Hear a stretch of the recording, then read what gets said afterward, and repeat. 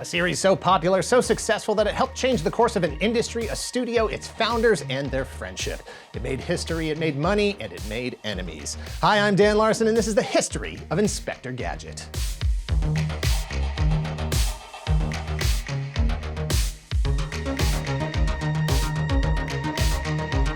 Inspector Gadget is an animated series that ran 86 episodes over 2 seasons from September 1983 to November 1985. It's a rare 80s cartoon that wasn't explicitly created to sell toys, even though it did. Inspector Gadget is, as his name suggests, not entirely human. He's a cybernetic policeman with a heart of gold and seemingly brains of potato salad. After a misstep on a banana peel that almost cost him his life, he was rebuilt with all the advantages modern technology could offer. Gadget arms, gadget roller skates, gadget helicopter, gadget phone, gadget binoculars, gadget skis, gadget net, gadget legs, and any other gadget the plot may call for.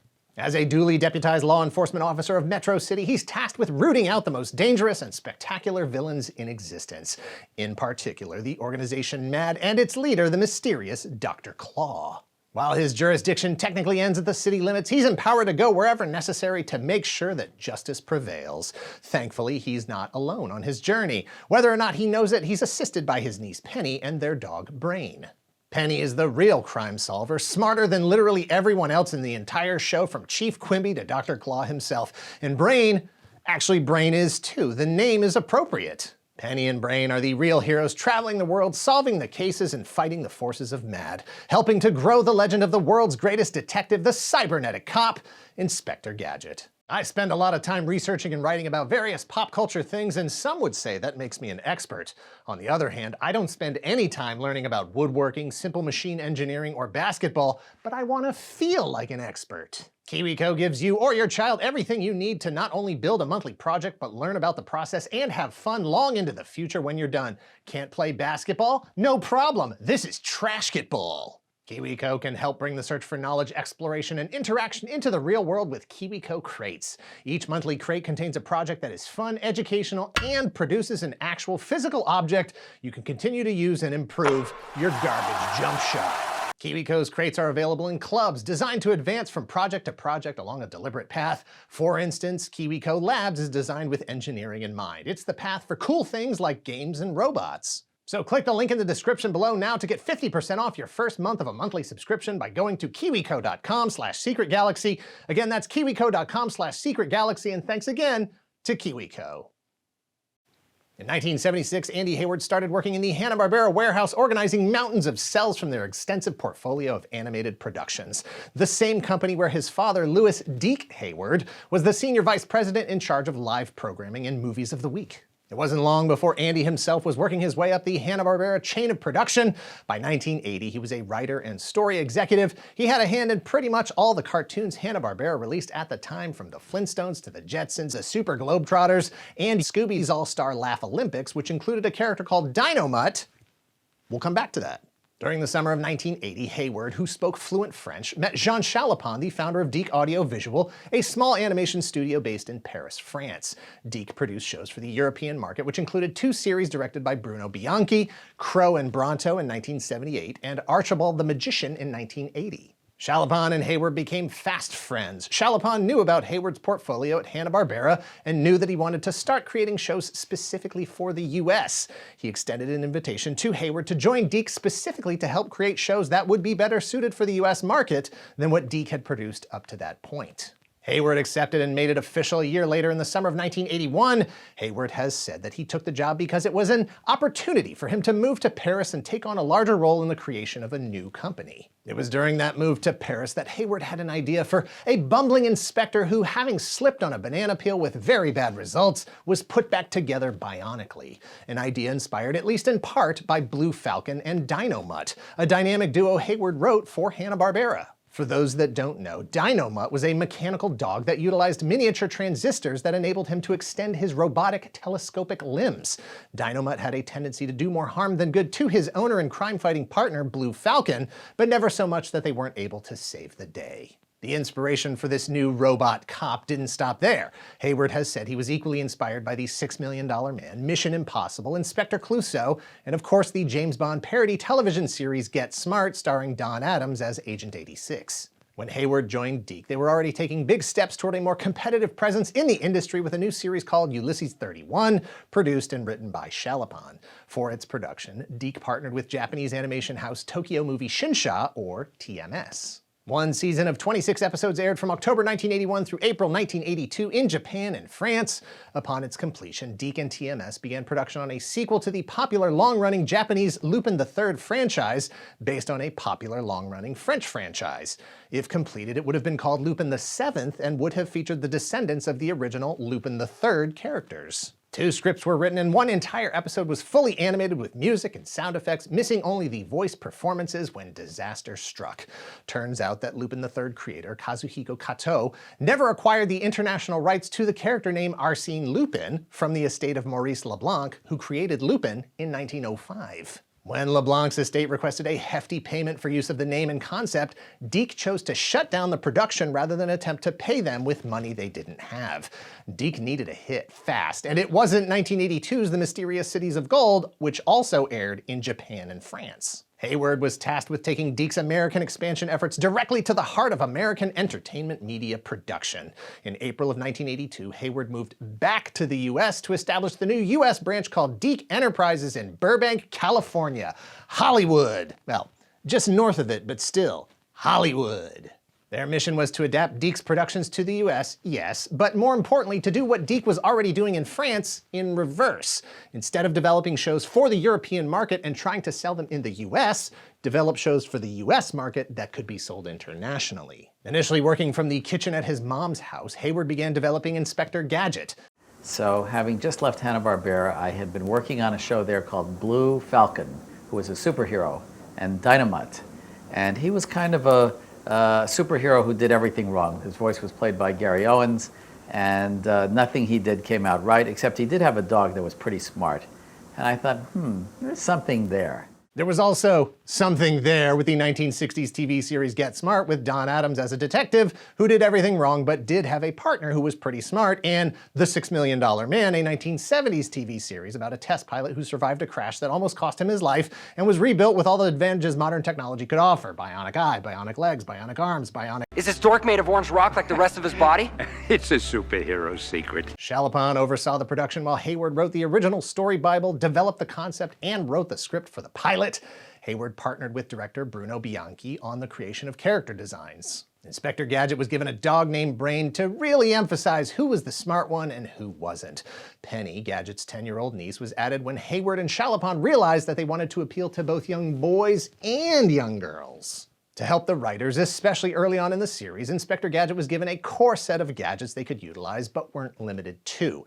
Helicopter hat, inflatable jacket, skis, binoculars. Each of his fingers had a specific function, like telephone, flashlight, laser, skeleton key, and water pistol. Inspector Gadget's appearance was loosely based on Hayward himself, but with a big bushy mustache. In fact, the mustache survived all the way through the first completed version of the pilot episode and was only taken out after the threat of legal action from MGM Studios, the owners of the Pink Panther franchise, because Gadget looked a little too much like Inspector Clouseau. Come on, Penny. Brain, let's go out for dinner. Always open the car door before you get in, Penny. Go, go, Gadget Mobile. Look, with the Kentucky Fried Chicken Fun Pack, you get an Inspector Gadget poster, 4 nuggets, and chips. Hang on, Penny. Good grief, Charlie, isn't that Inspector Gadget? Go, go, Gadget. Oh. I'm afraid so, Frederick. Get your free game poster with every fun pack for $1.99 from Kentucky Fried Chicken now. It's a smashing deal. Wowzers. Jesse White was the first person cast to play Inspector Gadget, but his performance didn't work for test audiences. He was replaced by Gary Owens, the same Gary Owens who played Blue Falcon and a lot of other voices at Hanna-Barbera. Uncle, are you sure Chief Quimby doesn't know where you are? Of course, Penny. I'm taking 1 week's vacation, and I'm absolutely, completely, and totally off duty. While it was ultimately decided that Owens wasn't right for the part either, he made lasting contributions to the character's personality. Inspector Gadget's trademarked exclamation, "Wowzers!" was ad-libbed by Owens and used by the writers going forward. Hayward reached out to another animation industry friend, Robbie London, who was working at Filmation developing a new show called He-Man and the Masters of the Universe. As London told the story in The Art of Inspector Gadget, quote, "Andy called me one day and said, 'Robbie, we have a character that's a cross between Inspector Clouseau and Don Adams in Get Smart. Do you have any ideas for who'd do a good voice? For some reason, he hadn't thought of the obvious because it was me who suggested, why not try to get Don Adams? And Andy said, that's a great idea. And the rest is history. I can't believe it. I just can't believe it. You can't believe what? You got a 3 weeks vacation and gave me this message. Get Smart, weeknights at 6:30 on 44. Don Adams signed on and was brought in to re-record all the dialogue in the pilot for a 3rd time. There are, reportedly, 3 versions of the pilot episode. The Jesse White version is currently lost media, the Gary Owens version is available on some DVD releases, and the Don Adams version is the version that aired and is the primary version on any series collection since. Gadget's niece Penny was played by Mona Marshall in the pilot, then Cree Summer Franks for the 65 season 1 episodes. Cree Summer's father, Don Franks, was a prolific Canadian actor on television and in movies who also did voices for Inspector Gadget. Dr. Claw and Brain were both played by Frank Dog Noises Welker. The iconic theme song is credited to Shuki Levy and is said to have been inspired by elements of In the Hall of the Mountain King, composed by Edvard Grieg in 1875. It's an iconic theme that ranks in the top 10 for getting stuck in your brain after hearing only a few notes. Inspector Gadget was an international production. Chalopin and Deke Audiovisual, including director Bruno Bianchi, were in France. Hayward was in the US. Nelvana, a Canadian studio who signed on to produce the animation, outsourced the bulk of the work to various Japanese animation studios like Cuckoo's Nest Studio in Taiwan and previous Deke collaborator TMS in Japan. Nelvana was in dire financial straits when Deke pitched Inspector Gadget, which likely made them more receptive than others. They had just spent $8 million over 5 years producing the movie Rock and Rule, which bombed at the box office in 1983. Inspector Gadget technically premiered on December 4th, 1982, but only the pilot episode. It was picked up for a full season of 65 daily syndicated episodes, which began airing almost a year later on September 5th, 1983. A week before G.I. Joe and 3 weeks before Filmation's He-Man and the Masters of the Universe. Together, the 3 series completely upended the way the kids' television industry, specifically cartoons, were programmed. No longer trapped on one of the 3 major networks and no longer restricted to Saturday mornings. The audience reaction was wowzers. Inspector Gadget was a huge hit. Season 1 ran through December 2nd, 1983. A second season of 21 additional episodes was announced just a few months later in March of 1984 to begin airing in September of 1985. Television stations around the country restructured their afternoon schedules to make room for Inspector Gadget. It was a ratings darling that clocked nearly a 50% increase in viewership of kids aged 2 to 11 in 1983 over 1982, and then a 37% increase over that from 1983 to 1984. In December of 1984, it was ranked the #4 kids show on television. Despite the fact that there were only 2 seasons with a total of 86 episodes, those episodes were rerun for several years following the conclusion of season 2, so while no new episodes were being produced, Inspector Gadget remained on television daily, making money for Deke. And that's all Deke needed out of it. Inspector Gadget was not technically canceled. They just stopped producing episodes because that made more financial sense for the studio. Unlike Filmation's Masters of the Universe, Inspector Gadget wasn't designed to sell toys. It wasn't the creation of a toy company with a line of dozens of characters to promote. That said, there was still considerable value in licensing the brand out to toy companies and other licensees once the show proved exactly how popular it was. Milton Bradley produced an Inspector Gadget board game. There were non-posable PVC figures, role-play toys, accessories, plush dolls, and the Inspector Gadget action doll from Galoob with 8 magic action features, 20 moving parts, and a real cloth jacket. Helicopter hat, pop-out hands and feet, extension arm and parachute umbrella, firing hand, pop-up neck, pop-out legs, crime stopper, hammer, handcuffs. This one time, I had a dream, this kid I knew had a dream where they held the figure above their head while the helicopter carried them around the neighborhood above the treetops. That toy was a very big deal. Years later, in 1993, Tiger Toys produced a line of action figures and vehicles based on the original series. The line included multiple versions of Gadget himself, his niece Penny, and Brain, complete with a disguise kit. Fans were also treated to the first ever transforming Gadget-mobile and, most importantly, a Dr. Claw figure whose face was hidden by the packaging, revealed only when purchased and unmasked by the customer. All this time, it was just an angry Malcolm McDowell. On the strength of Inspector Gadget, Deke dove into the US cartoon toy and licensed character market headfirst. The Littles, the Get Along Gang, Kid Video, Pole Position, Rainbow Bright, Heathcliff, Care Bears, Jason the Wheeled Warriors, Mask, Popples, The Real Ghostbusters, and so many more.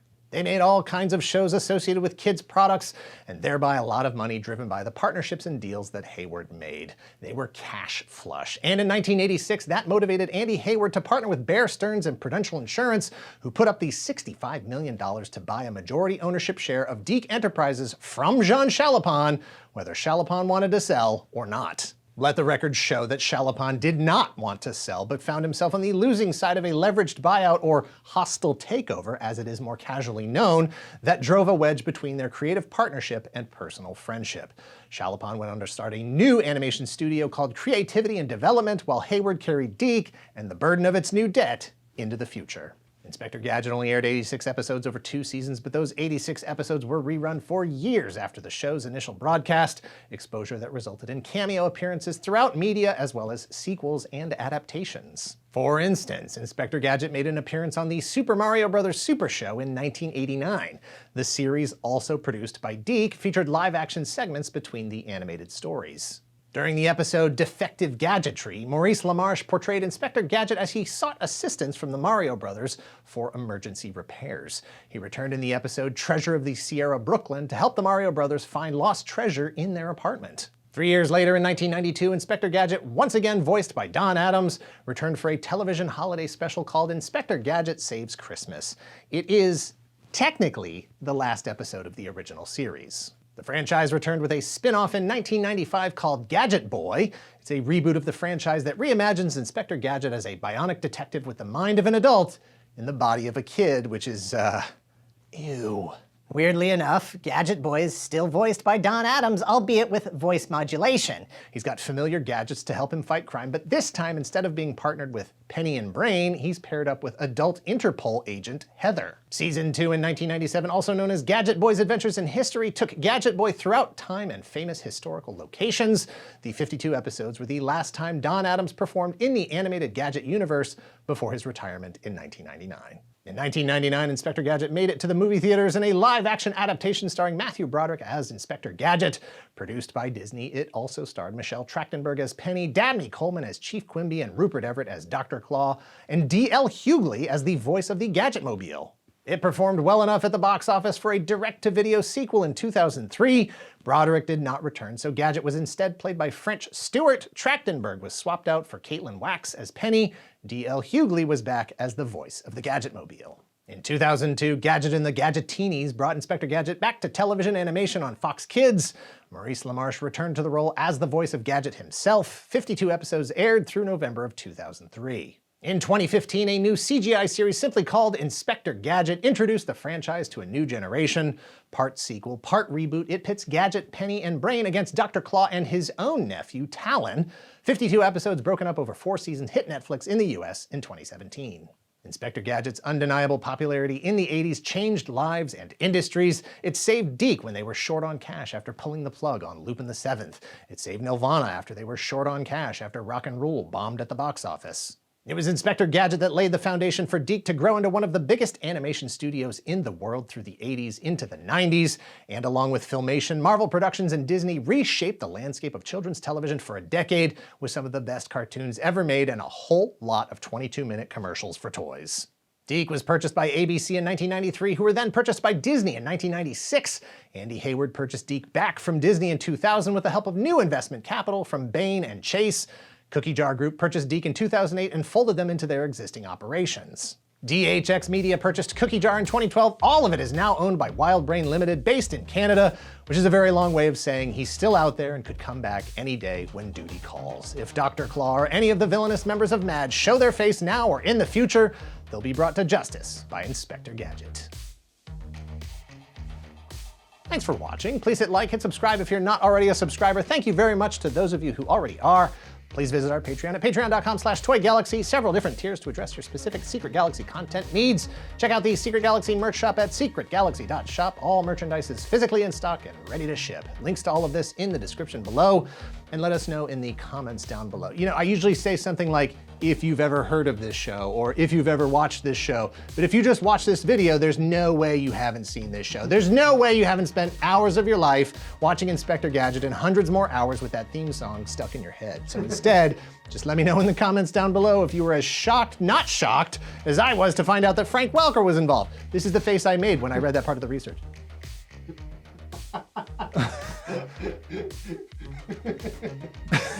What?